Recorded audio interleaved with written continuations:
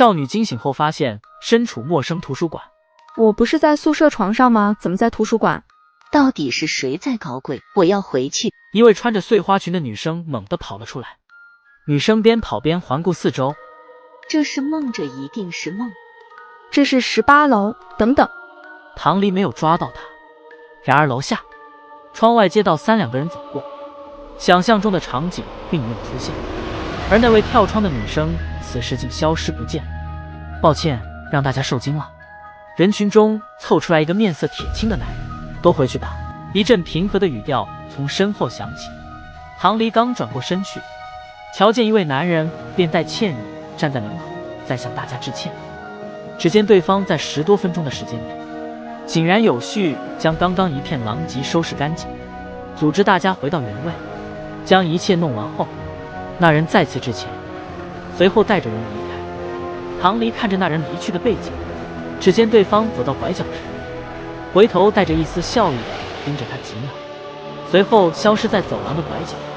被盯得头皮发麻，唐离小小的打了个寒战。半晌后，他似乎又想到了什么。对了，刚刚那女孩。快步走到窗边，转过身子看向窗外。此时窗外的地上十分整洁。出现幻觉了，可刚刚的却有个人跳下去了呀。眨了一眼，唐离正准备收回视线，方才那名跳楼的女生却以怪异的姿势躺在血泊里，面子朝上。唐离被这眼吓了一跳，忙地收回视线。过了一会，再往外看的时候，一切如初，仿佛刚刚看见的只是幻觉一般。将疑问埋在心底，他开始打量着四周图书馆，极其陌生，从来没有见过。此时周围人正忙着做自己的事，好像刚刚什么都没发生一样，朝着自己刚刚的座位走去。桌上放着一个背包，一部手机和一本名著，随意翻了几页书，并没有异常。紧接着他拿起手机，没有密码进去，简单看了一下手机，除了一款某信的聊天软件，其余页面一片空白。他开始打量着四周图书馆，极其陌生，从来没有见过。此时周围人正忙着做自己的事，好像刚刚什么都没发生一样。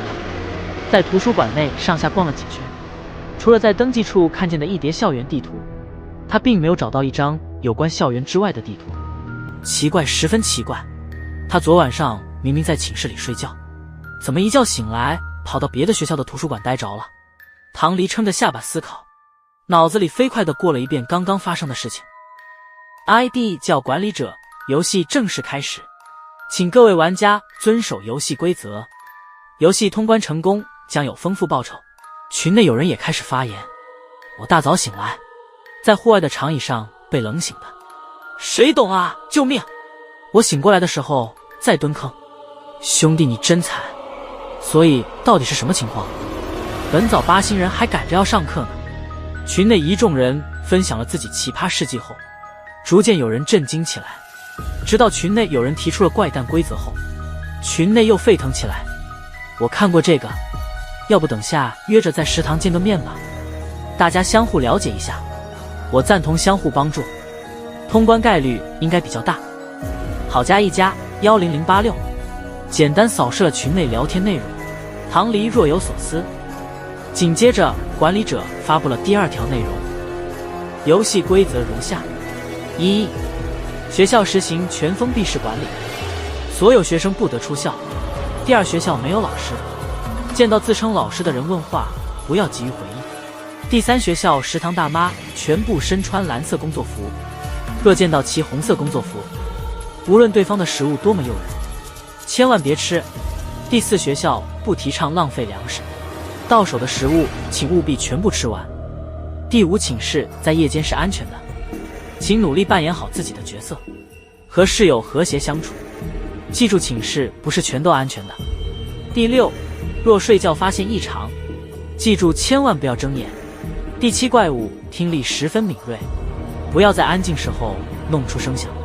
隐藏规则请自行探索。若无法通关游戏的会吧。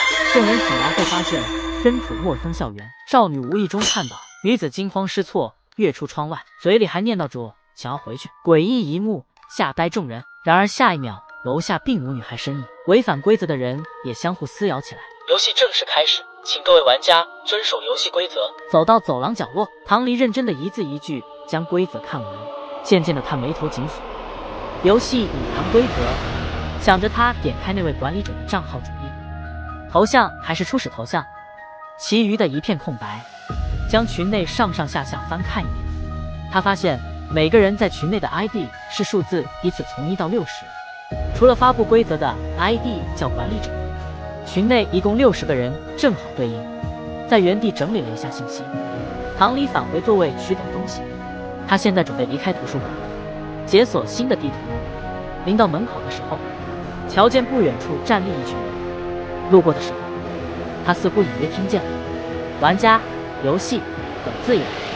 唐离走出大门后，微微回头看着他，大致记了一下模样特征，便往人群里窜去。跟着人群走了一段路，唐离在岔路口拐进了一条冷清的路。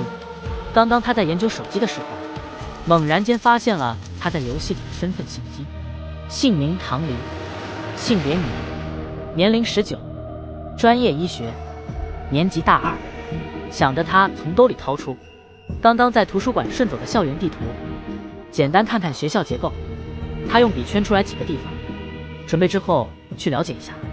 刚踏进食堂大门，闹哄哄的场景让他有了自己回到了现实。大致逛了2圈，弄清楚地形之后，他遵守规则，选择在身穿蓝色工作服的人窗投点了份炒饭。刚坐下一会儿，群内便有玩家发消息相应。唐离按群内的信息，正在人群里辨认玩家。大概半小时左右，在食堂某处，5个人的小团体聚集起来，他们围坐在一起讨论着什么，不过离得太远，唐离听不见内容。群内此时也热闹非凡，有人询问这个游戏到底想干嘛，也有人还在质疑游戏真假，不过无人解答这些问题。行了，说这么久早就热了。此时5人小团体里，一个打扮艳丽的女生不满开口，另外一个寸头猥琐男连忙附和：有什么大不了的，不就是个游戏吗？女生摊开手：无所谓的。美人说的对，说的对，打游戏还能复活呢。另一个男也跟着附和，随即便将手搭在了对方身上。2人就这么一会功夫，便抱着勾搭在一起，手牵手朝窗口走去。冯程皱着眉看着眼前的2人，见他们朝着那抹红色的窗口走去，眼神微微一动，并没有开口说什么。不一会，寸头男便端着2碗丰盛的饭回来。冯程打量着碗里的东西，并没有什么特别，心中不禁疑惑。2人此时已经大渐渐地，2人越吃越兴奋，眼睛逐渐变成红色。冯程想开口提醒，可还没等他说，只瞧见2人已经抱着对方撕咬起来，场面极其血腥。唐离在远处目睹了一切，在他的视角里，只瞧见那2人拿起那碗类似肉汤的东西，大口大口地吃下去，紧接着便互相抱着撕咬起来。过程持续不久，周围断断续续，有人捂着嘴巴朝外面跑去。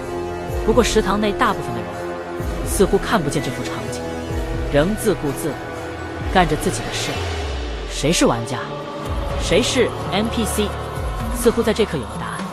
群内此时又发布了新的消息：2名玩家违反规则淘汰。群人数也从61人变成了59人。唐离盯着这条消息看了很久，脑海中浮现出那2人互砍的画面，忍不住打的寒战。在食堂待了一会，确定没事发生后，唐离装作普通人的状态离开食堂。半小时后，群内有人发言，打开手机看，是 ID 23的玩家发了一长串消息。唐离点了进去，发现23号玩家说他队内现在有老玩家，目前组了一个队，群内有需要请求庇护的玩家可以联系入队，但入队有个前提，玩家必须私聊提供自己群内的编码，整个队内要做到信息完全公开，完全透明化。发完组队邀请后，似乎是怕大家不信，23号玩家还随机抽取几个玩家回复对方提出的问题，这款游戏是什么？这款游戏是一款闯关类的生存游戏。那我们要做些什么？根据规则活到结束，直到成功通关。那如果游戏失败或触犯规则呢？答：违反规则者答在食堂。众人惊慌失措，到底如何能通关游戏，成功逃离怪谈学校？问：那如果游戏失败或触犯规则呢？答：会嘎。群里一个玩家说他组了队，并且有老玩家帮助，群内各位逃离校园。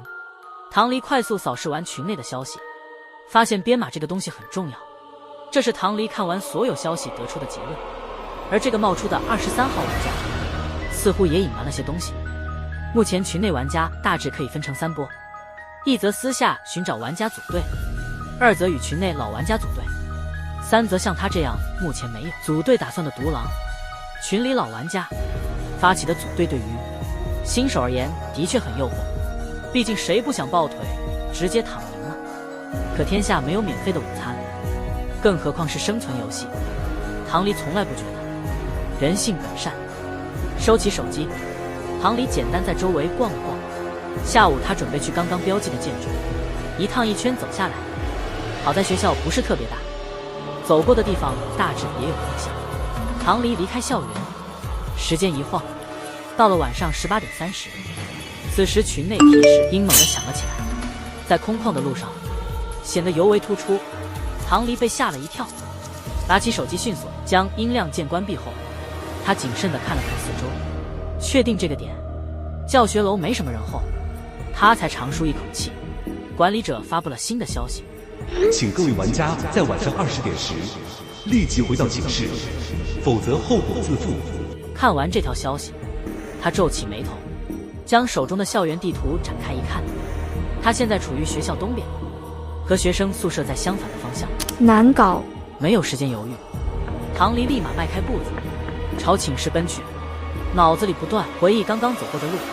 唐离结合着地图尝试抄近路，19点49分一路狂奔，终于到了寝室楼下。还有11分钟，他决定在楼道角落休整片刻。19点55分，唐离从地上爬起身，拍了拍身上的灰。他留了5分钟给自己寻找寝室。19点59分，站在寝室阳台的唐离朝楼下望去，观察着楼下。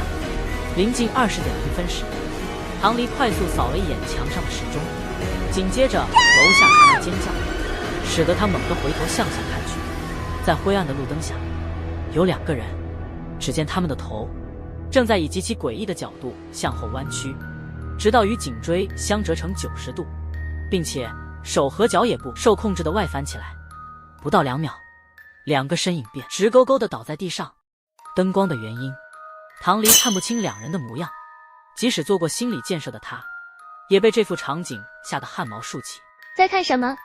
突然后背被人轻拍一下，凭借着本能的反应，唐离将人反扣在墙上。抱歉。意识到自己按错人了，唐离挠了挠自己的脑袋，不好意思地说道：你力气是真的大。刚刚被按住的女生叫王娜，是他现在的室友。听见对方的打趣，唐离只能打着马虎眼糊弄过去。还不说了，我先去上个厕所。那名女生听见他的回答，不在意地挥了挥手，便绕过他进了厕所。你今天回来的挺早。门口室友陈兰一边拖着鞋，一边朝他问道：今天图书馆挤吗？那名女生继续开口：挺挤。唐离想着今早图书馆的情况，如实回答。那名女生应了一声，没再说话。寝室4人寝，上床下桌。唐离看着这几张桌子，压根不知道哪一个位子是唐离的。磨蹭半晌，唐离刚准备硬着头皮朝一个位子走去，上厕所的王娜却匆匆忙忙出来，朝着他走的那个位子一把拿走桌上的洗漱用品。今晚我先洗。随着砰的一声，厕所门被关上。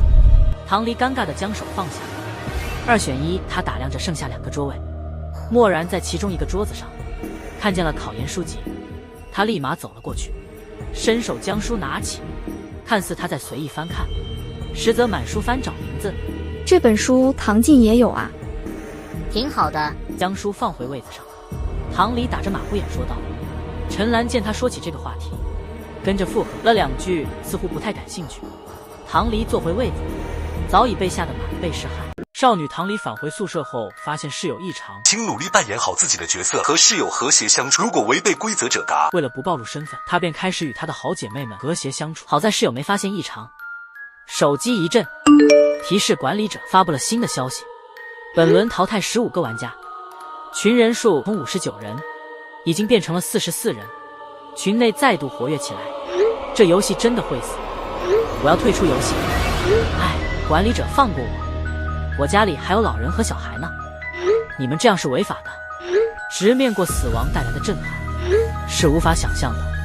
群内存活的人逐渐骚动起来，有人试图艾特管理者，想要得到对方的回应并退出游戏，管理者没有给予回应。有人试图退群，也有人挑衅管理者，无疑都得到或大或小的惩罚。也不知道这管理者是不是人。唐离在心中想，至今他还未在群内发过言。现阶段拥有的线索太少了，从23号在群内透露的线索，他知道编码这个东西一定很重要。作为05号，他不知道是好是坏，所以目前只能先苟住，摸清楚情况再说。凌晨躺在床上的唐离正在发呆，寝室此时很安静，连指针滴滴答答的声音都听得一清二楚。他在心里回想今天发生的事，新鲜中带着些未知的恐惧。今晚将发生什么，他一概不知。也不知过了多久，突然床对面响起了些细弱的嘶哑声。快要睡着的唐离一惊，瞬间清醒，紧张的心脏扑通直跳，闭着眼过了半晌，声音越来越小。他按捺住内心的恐惧，轻轻地将眼睛睁开一个缝，只瞧见他对面的床空空如也，而王娜的床边扶梯有一团的东西，以头朝下的姿势贴着梯子下床。唐离连忙将眼睛闭上，听觉此时格外敏锐。没一会，他听见有东西在地上蠕动，也不知过了多久，周围似乎没了动静。可唐离不敢放松，直觉告诉他，王娜并没有离开，说不定就在他床边。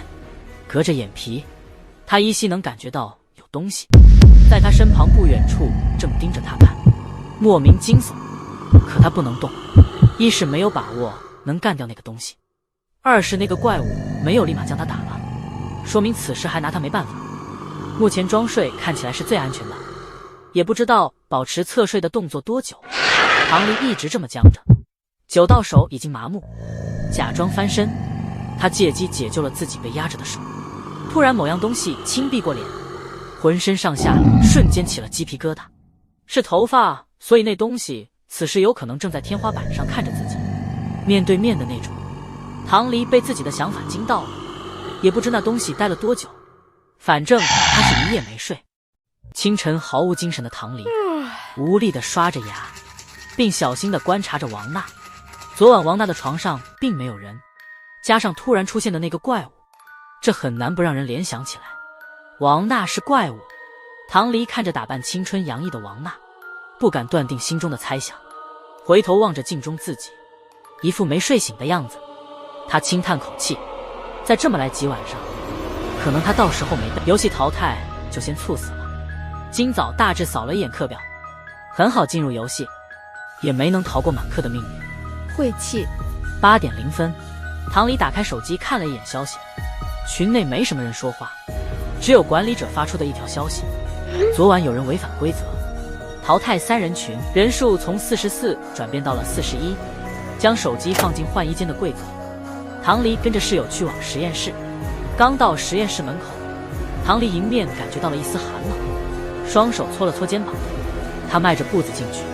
整个实验室算不上老旧，在灯的照射下十分明亮。愣着干什么？动手啊！一个上午，时间很赶的。身旁的王娜看着唐离站在原地，小心提醒，说罢他戴上手套，准备起来动手。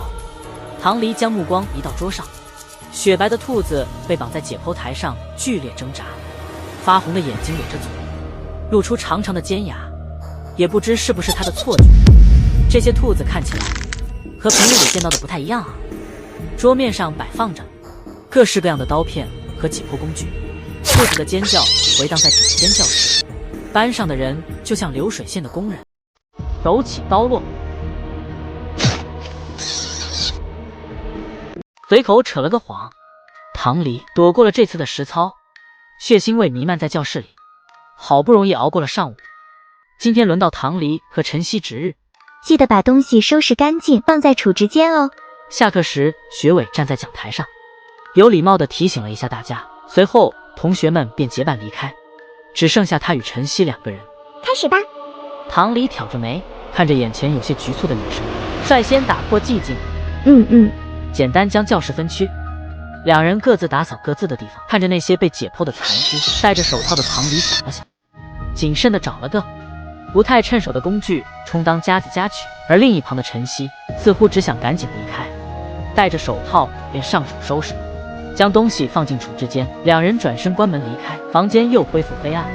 被绑的袋子此时发出沙沙的声音，有些东西在里面碰撞，似乎很想出来。你也是玩家吗？提手持旁，晨曦欲言又止，半晌终于问了出来。玩家。看着镜子里的晨曦，只见对方神情期待地看着自己。唐离微微一笑，我平时也玩点游戏，不知道你说的是哪一款？你真的不是玩家吗？我没有恶意，只是刚刚看见你戴上手套，我有点轻微的截图。听见他的回答，没有得到期望答案的晨曦沮丧地停了下来。洗完后，2人并肩往更衣室去。忽然晨曦慌忙地捂着耳朵，找了个缘由，匆忙离开。唐离站在原地，看着他离去的背影，若有所思。如果他看错的话，刚刚晨曦是捂着耳朵的指缝，他似乎看见了白色绒毛。白色绒毛。晚上8点，准时回到寝室，简单洗漱一下。10点多，唐离便爬上床，躺在床上，看似玩手机，实则他的视线并没有离开王娜的床。毕竟昨晚上的画面历历在目，不过一整天他都没看见群内有人讨论这个，难不成只有他身边有个大 boss？ 一边感叹着运气不好，夜色逐渐黑了下来，唐离的手机始终没有按下来。就在快到凌晨1点的时候，对面床的王娜没忍住开了口：明天满课，你还不睡？原本刚想开口拒绝的唐离，在对上王娜阴沉沉的视线后，他闭上嘴，默默将手机关上。夜里猛地睁开眼的唐离，正大口大口地呼吸着空气。刚刚梦里那团黑色的怪物正张着大嘴将他吞下去。那怪物没有脸，整个头长满了头发，分不清正反。他发现的时候，对方已经在他床边用长长的头发将他捆住。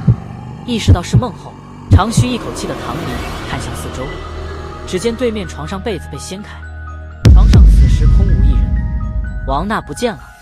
意识到这件事的时候，唐离顿时冒出冷汗，平复下紧张的心后，他强迫自己躺下去，闭上眼睛，心里默念数字，保持镇静。不知道数了多久，一丝轻微的动静让他精神瞬间集中。嘎吱一声，是门被推开的声音。王娜回来了。耐住心中的疑惑，他继续装睡。隔着眼皮，唐离能感觉到有东西正盯着自己。现在才有戏，第2天怪物就没出去自由活动了。看来后面想要生存下去，只怕是十分困难。唐离迫使自己想事，分散自己的注意力，以免被识破。假睡。清晨，你们昨晚上有听见尖叫声吗？刚打开手机，群内孤零零的一条消息躺在里面，不过群内并没有人回答这个问题。唐离刚准备退出，管理者发出一条消息：昨晚淘汰玩家6人，群人数从41人变成了35人。游戏第3天平安度过。夜里，唐离偷摸观察王娜的动静，发现对方每晚在他睡后1小时内便会离开寝室。从第2天的淘汰消息来看，王娜这几晚都有干掉玩家。起初大家没有发现异常，只以为是违反规则被淘汰的。直到第5天傍晚，群内人数只剩下22名后，有人发出疑问，群内才有人把这几天发现的异常说了出来。这时大家才警觉事情开始不对起来，总结了群内大家的描述：一怪物全身漆黑，目前暂时在夜间出没；2他似乎被限制，夜晚只能对没睡觉或者发出声响的玩家动手，所以晚上如果听见动静，千万别回应，一定要装睡。恭喜玩家进入决赛圈。